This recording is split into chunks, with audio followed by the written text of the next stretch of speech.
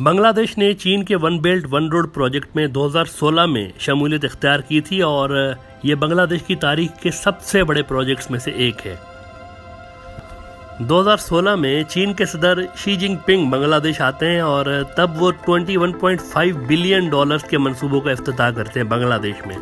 ये जो one belt one road है ये 6 कॉरिडोर्स पर मुश्तमिल है और इसमें जो बांग्लादेश जिस कॉरिडोर का हिस्सा है उसको चाइना म्यांमार बांग्लादेश कॉरिडोर कहते हैं। लेकिन इस मैसिव प्रोजेक्ट से फ़ायदा उठाने से पहले कुछ चीज़ें हैं जो कि बांग्लादेश ने अभी करनी ही बाकी हैं। कुछ तो ऐसे पॉइंट्स हैं जो कि बांग्लादेश के लिए नेचुरली गिफ्ट हैं, यानी कि उनके पास। उसमें से सारे फहरिस्त बांग्लादेश का चीप लेबर है जो कि चीन की फर्म्स अट्रैक्ट कर सकता है। ख़ास तौर पर वो कंपनियां चीन की जो कि अमेरिका और उसके इत्तेहादी ममालिक में बैन है, वो बांग्लादेश में आकर यहाँ से मेड इन बांग्लादेश के बैनर के तहत अपनी चीज़ें एक्सपोर्ट कर सकती हैं। लेकिन जो बातें अहम हैं वो ये कि इंडिया और बांग्लादेश के तारीखी ताल्लुकात हैं और India one belt one road का हिस्सा नहीं है। इंडिया ने इसको बाइकआउट किया हुआ है। इसकी वजह यह है कि इंडिया ये मानता है कि ये जो वन बेल्ट वन रोड है ये पाकिस्तान के आज़ाद कश्मीर यानी पाकिस्तानी कश्मीर से गुजरता है, जिसको सीपेक का नाम दिया गया है। और इंडिया मानता है कि ये उनकी खुद मुख्तियारी की वायोलेशन है क्योंकि इंडिया आज़ाद कश्मीर को अपना हिस्सा मानता है। जैसा कि चीन और इंडिया दोनों बांग्लादेश के अहम पार्टनर हैं, इसलिए बांग्लादेश को ये फैक्टर नज़र में रखना होगा कि ये जो दोनों मुल्कों की राइवलरी है इसके बीच में चलना पड़ेगा बांग्लादेश को। और ये सबसे मुश्किल और चैलेंजिंग रोल है जो कि बांग्लादेश ने प्ले करना है। अभी तक तो बांग्लादेश बीच में रहता हुआ आ रहा है, यानी इस वक्त जब हम बात कर रहे हैं तो बांग्लादेश दोनों साइडों को मैनेज कर रहा है। इसके अलावा भी बांग्लादेश को कुछ इकोनॉमिकल इस्लाहात करनी पड़ेंगी अपने डोमेस्टिक सिस्टम में इस प्रोजेक्ट से फ़ायदा उठाने के लिए। अब ज़रा एक बहुत ही अहम बात की तरफ आते हैं जिसकी वजह से बांग्लादेश एक बहुत ही इम्पोर्टेंट प्लेयर है इस रीजन का। एक फैक्टर ऐसा है बांग्लादेश में जो कि उसको बहुत ही अहम बना देता है वन बेल्ट वन रोड के तनाजुर में। ये आप जो समंदर का रास्ता देख रहे हैं इसको कहते हैं स्ट्रेट ऑफ मलाक्का। चीन का जो 80% एनर्जी की जो इम्पोर्ट है, यानी ऑयल जो वो गल्फ से इम्पोर्ट करता है और ईरान से इम्पोर्ट करता है, वो यहाँ से उसकी गुजरगाह है, यानी वो यहाँ से गुजर कर चीन जाता है और उसके लिए उसको इंडियन सी से गुजरना पड़ता है। अब चीन के लिए इंडियन सी और स्ट्रेट ऑफ मलाक्का पे कंट्रोल करना या वहाँ पर अपनी ये जो ऑयल की गुजरगाहें हैं इनको महफूज बनाने के लिए बांग्लादेश से बेहतर कोई जगह नहीं है। अगर चीन बांग्लादेश में मौजूद है तो उसका रिस्क बहुत कम हो जाता है इस स्ट्रेट ऑफ मलाक्का की ब्लॉकेड का। यानी ये चीज़ बांग्लादेश की जो लोकेशन है स्ट्रेट ऑफ मलाक्का के तनाजुर में उसमें उसको बहुत ज़्यादा अहम बना देती है। यानी स्ट्रेटेजिकली बहुत ही अहम कंट्री है बांग्लादेश चाइना के लिए। वर्स्ट केस सिनारियो में अगर ये स्ट्रेट ऑफ मलाक्का बंद हो जाती है, फॉर एग्जांपल इसको ब्लॉक किया जाता है, तो चीन के पास एनर्जी की नीड्स पूरी करने के लिए पाकिस्तान के सीपेक की सूरत में अल्टरनेट रास्ता तो मौजूद है, लेकिन नॉर्मल हालात में वो यहाँ से इस जगह से अपने ऑयल की जो इम्पोर्ट है वो करता है। अलबत्ता अगर वो बांग्लादेश में प्रेजेंस रखता है तो फिर स्ट्रेट ऑफ मलाक्का के ब्लॉकेड के जो चांसेस हैं वो बहुत ज़्यादा कम हो जाते हैं चीन के लिए। इसलिए बांग्लादेश में चीन का वन बेल्ट वन रोड होना उसको अपर हैंड दे देता है इस पूरे रीजन में, जिसकी वजह से बांग्लादेश उसके लिए बहुत अहम प्लेयर बन जाता है। एक और इम्पोर्टेंट बात यह है कि ये जो one belt one road in China का प्रोजेक्ट है इसमें जो सबसे ज़्यादा लोन साउथ एशिया में चीन ने दिया हुआ है वो पाकिस्तान के सीपेक के सिलसिले में उसने पाकिस्तान को दिया हुआ है।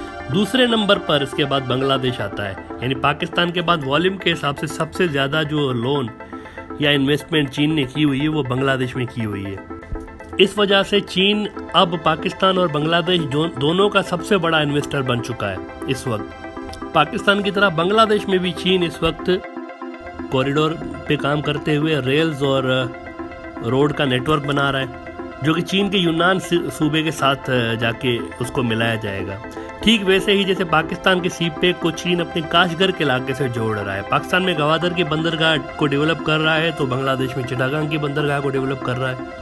और दोनों ही ममालिक में यानी पाकिस्तान और बांग्लादेश दोनों में पावर के सेक्टर में भी चीन भारी इन्वेस्टमेंट कर रहा है। वर्ल्ड बैंक ने बांग्लादेश की जो पद्मा मल्टीपर्पज ब्रिज का प्रोजेक्ट था उसको कैंसिल कर दिया था, लेकिन उसको भी चीन अब खुद बना रहा है।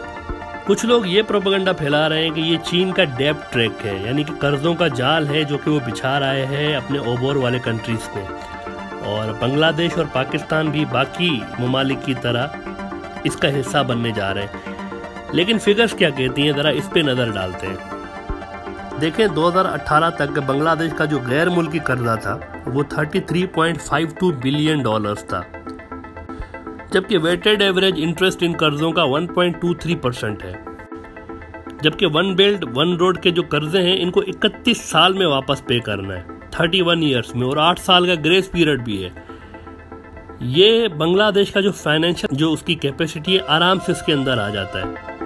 यानी बांग्लादेश की इकोनॉमी का जो वॉल्यूम है उसमें ये सारा इंटरेस्ट रेट इतना ज़्यादा नहीं है। याद रहे कि इस वक्त बांग्लादेश की जीडीपी भी बहुत हाई है और वो तेज़ी से तरक्की भी कर रहा है। एक और अहम फैक्टर ये है कि बांग्लादेश सिर्फ वो प्रोजेक्ट ओबोर में ले रहा है जिससे वो ये समझ रहा है कि ये इकोनॉमिकली उसके लिए फ़ायदेमंद है। वो प्रोजेक्ट बांग्लादेश उठा रहा है और बाकियों को वो स्किप कर रहा है। मिसाल के तौर पर चीन सोनाडिया डीप सी पोर्ट को डेवलप करना चाह रहा था चिटागोंग के साथ, मगर बांग्लादेश ने इसको खारिज कर दिया था उस प्रोजेक्ट को कि हम ये प्रोजेक्ट नहीं करना चाह रहे। इसकी वजह ये है कि ये जो सोनाडिया डीप सी पोर्ट है इससे सिर्फ 25 किलोमीटर आगे ही मातरबारी पोर्ट है जो कि जापान डेवलप कर रहा है। अब बांग्लादेश ने एक सही फैसला किया क्योंकि 25 किलोमीटर के एरिया में 2 पोर्ट्स को डेवलप करना कोई इकोनॉमिकली ज़्यादा फिजिबल चीज़ है ही नहीं। जब आपके 25 किलोमीटर दूर एक पोर्ट ऑलरेडी बना हुआ है तो 25 किलोमीटर के अंदर दूसरा पोर्ट बनाना कोई अच्छा फैसला नहीं था। इस वजह से बांग्लादेश ने इसको रिजेक्ट कर दिया और चीन ने भी इसको एक्सेप्ट कर लिया। इससे जाहिर होता है कि वन बेल्ट वन रोड के तहत जो मंसूबे हैं वो बहुत फ्लेक्सिबल शराइत पे किए जा रहे हैं। यानी उसमें कोई हार्ड एंड फास्ट रूल नहीं है कि आपने ये चीज़ करनी है जो हम बोल रहे हैं बस वही प्रोजेक्ट करने, ऐसा भी नहीं है। अब ज़रा बात करते हैं इंडिया की कि इंडिया इस प्रोजेक्ट का हिस्सा नहीं है, लेकिन अगर India one belt one road को ज्वाइन कर लेता तो बांग्लादेश के कॉरिडोर को इस्तेमाल करते हुए वो कलकत्ता से कनेक्ट हो सकता था, बांग्लादेश को वो कर सकता था। इस तरीके से म्यांमार, बांग्लादेश और इंडिया तीनों एक कॉरिडोर से लिंक हो जाते हैं। तो दूसरी तरफ वो अमृतसर या दिल्ली को या मुंबई को कनेक्ट कर सकता था सीपेक के ज़रिए। इसके अलावा इंडिया को सेंट्रल एशिया तक भी पाकिस्तान के रास्ते रसाई हो जाती, जिसके लिए वो चाबहार पोर्ट ईरान में डेवलप कर रहा था, लेकिन उसमें बहुत ज़्यादा हर्डल्स आ चुके हैं इस वक्त और उसका मुस्तकबिल अनसर्टेन है इस वक्त। उसके अलावा इंडिया अफगानिस्तान को भी अपने साथ लिंक कर सकता था सीपेक के ज़रिए। यानी हर तरीके से ओबोर फ़ायदेमंद था इंडिया के लिए अगर इंडिया इसको ज्वाइन कर लेता तो। अब इंडिया तो इस प्रोजेक्ट से दूर है, लेकिन जब चीन ने one belt one road conference मुनक्किद कराई थी तो उसमें रूस, अमेरिका के साथ साथ IMF भी शरीक था। लेकिन इंडिया ये समझ रहा है कि वन बेल्ट वन रोड का बायकॉट करने से कुछ ज़्यादा लूज नहीं किया। लेकिन क्या ये हकीकत नहीं है कि वन बेल्ट वन रोड का आलमी इम्पैक्ट चीन को दुनिया के नए सियासी और मुआशी ऑर्डर में मरकजी रोल दे देता है?